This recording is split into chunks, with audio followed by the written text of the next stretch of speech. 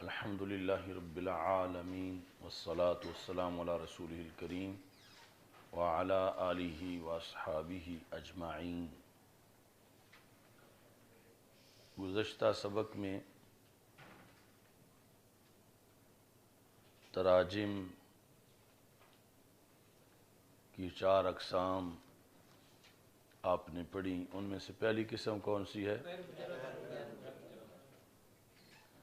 تو یہ بخاری شریف کے اکثر تراجم جو ہیں یعنی بہت بڑی اکثریت اسی قسم کی ہے کہ جس میں ترجمۃ الباب کے بعد حدیث مسند مرفوع کا ذکر کیا گیا ہے۔ اس کے بعد دوسری قسم ہے مجردہ غیر ماضی۔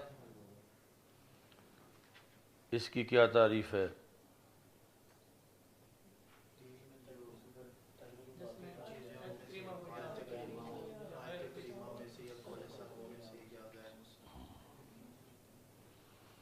یعنی ان میں سے سب سے پہلے جو ہے وہ ہے کہ آیت کریمہ ہو، پھر حدیث غیر مسند ہو، اور پھر جو ہے وہ اقوال سلف۔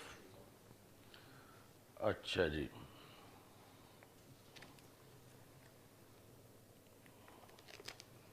یہ اب نکالو بخاری شریف سے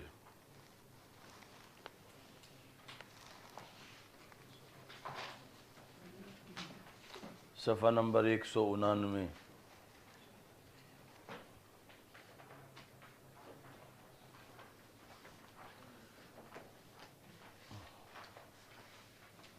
ایک سو 99 میں نیچے جا کر ہے باب الریا فی الصدقات،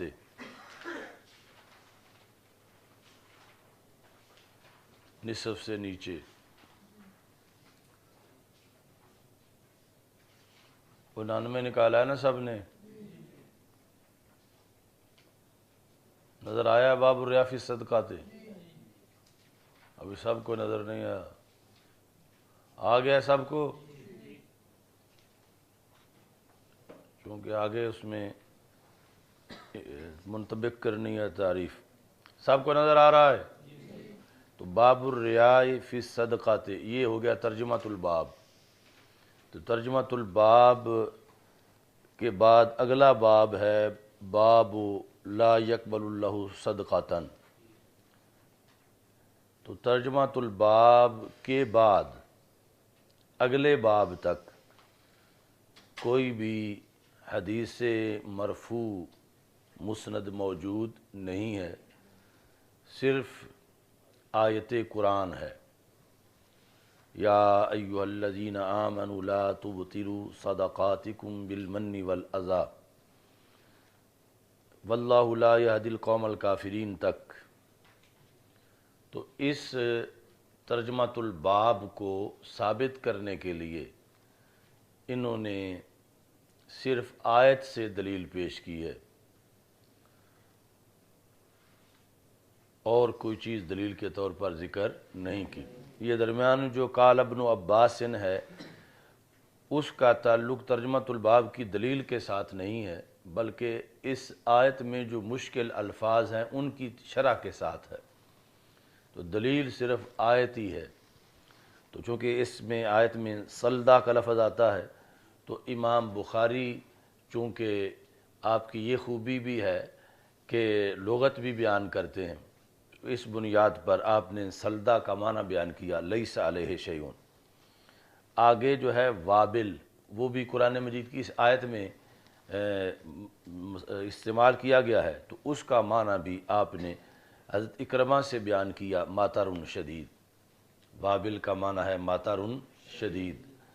آگے ہے طل، اس کا معنی ہے ندا یعنی شبنم۔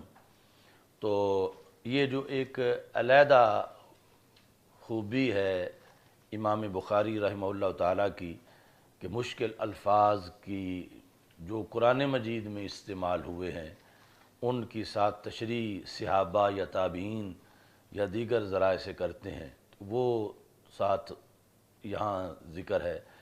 لیکن جو ترجمۃ الباب ہے الریا فی الصدقہ، اس کی دلیل جو ہے وہ صرف آیت ذکر کی ہے، نہ اس میں حدیث مسند ہے، نہ حدیث غیر مسند ہے، نہ اس میں قول سلف ہے۔ تو نہ یہ ہے کہ صرف ترجمۃ الباب ہی ہو اور آگے دلیل نہ ہو، کچھ بھی ذکر نہ ہو، ایسا بھی نہیں ہے۔ ترجمۃ الباب ہے، اور ترجمۃ الباب کے تحت جو ہے وہ جگہ خالی نہیں بلکہ ہے اللہ کے قرآن کی آیت موجود ہے۔ سمجھ آ گئی نا سائن؟ یعنی عمومی طور پر طلباء کے ذہن میں یہی ہوتا ہے کہ ترجمۃ الباب ہوگا بخاری شریف کا تو ضرور پھر بخاری میں اس کے نیچے حدیث ہوگی، تو یہ بھی ایک انداز ہے جس کی وجہ سے بڑے تفتیش کے بعد یہ پھر ترجمۃ الباب کی اقسام جو ہیں وہ بنائی گئی ہیں کہ مجموعی طور پر بخاری شریف کے تراجم انہی 4 اقسام میں سے کسی نہ کسی قسم کے اندر داخل ہوں گے۔ اچھا، اس کے بعد حدیث غیر مسند، اب یہ قسم کون سی جا رہی ہے؟ مجردہ غیر ماضہ۔ تو گویا کہ مجردہ غیر ماضہ کی 3 قسمیں ہیں۔ مجردہ غیر ماضہ کی ایک قسم تم نے پڑھ لی کہ جس میں ترجمۃ الباب کے تحت آیت کریمہ کا ذکر ہو۔ اب یہ ہے کہ حدیث غیر مسند کا ذکر ہو۔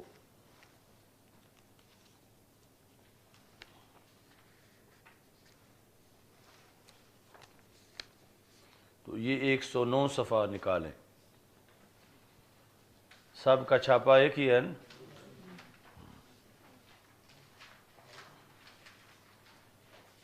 ایک 109، تو اس میں نصف سے کچھ اوپر ہے باب استواء الظہر فی الرکوع،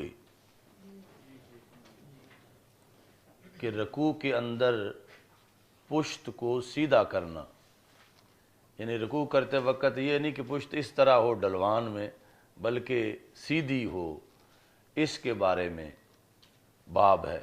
باب استواء الظہر، ظہر پشت، پھر رکوع۔ اب اس کے بعد اگلا باب ہے باب حد اتمام الرکوع، نظر آ گیا ہے نا؟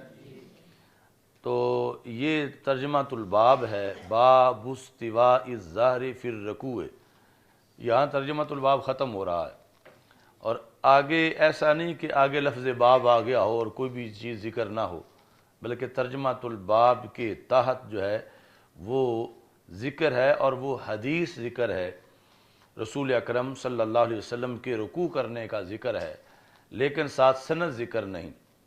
تو حدیث غیر مسند کی یہ مثال ہے کہ جہاں ترجمۃ الباب کے تحت حدیث غیر مسند کو امام بخاری رحمہ اللہ تعالیٰ نے ذکر کیا۔ اب اس کی وجہ پھر آگے بعد میں بیان کریں گے کہ ایسا کیوں کرتے ہیں۔ وقال ابو حمید فی اصحابہ رکع النبی صلی اللہ علیہ وسلم ثم حاصر ظہرہ، تو ابو حمید سے مراد ہے ابو حمید ساعدی رضی اللہ تعالیٰ عنہ، تو انہوں نے اپنے دوستوں میں بیٹھے ہوئے طریقہ بتایا کہ نبی اکرم صلی اللہ علیہ وسلم کی نماز کا کیا طریقہ ہے۔ تو یہ مطلب بنا کہ بات تو رسول اکرم صلی اللہ علیہ وسلم کی ہے اور حدیث سرکار کی ہے، لیکن سند اس کی موجود نہیں ہے، یعنی سند امام بخاری سے ابو حمید ساعدی تک، اور ابو حمید ساعدی جو ہیں وہ صحابی ہیں، انہوں نے جو بیان کیا وہ انہوں نے ایسے ہی ذکر کر دیا۔ باقی یعنی اس کی وجہ یہ ہوتی ہے کہ دوسری جگہ یہی بات سند سے وہ ذکر کر چکے ہیں، تو وہ چاہتے ہیں کہ خواہ مخواہ تکرار نہ ہو، نہ تو یہ ہے کہ یہ بات کچی ہے کہ اس کی سند نہیں تھی اور اس لیے ذکر نہیں کی، یعنی سند اس کی تھی اور اس کو مکمل سند کے ساتھ ذکر بھی کیا ہے، لیکن اب جو ہے وہ اختصار کے پیش نظر سند جو ہے وہ حذف کر کے صرف دلیل کو جو ہے وہ ذکر کر دیا گیا ہے۔ اب تیسری مثال اسی قسم کی، کون سی قسم چل رہی ہے؟ مجردہ غیر محضہ، قول سلف ہو۔ تو صفحہ نمبر 129 نکالیں۔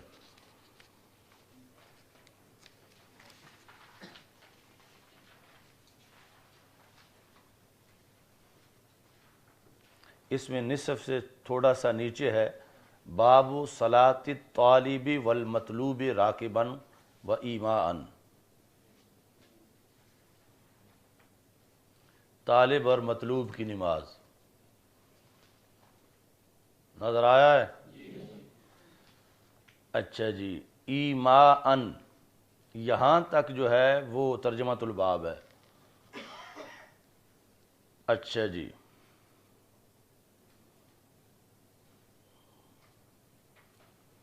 باب الصلاۃ طالب والمطلوب۔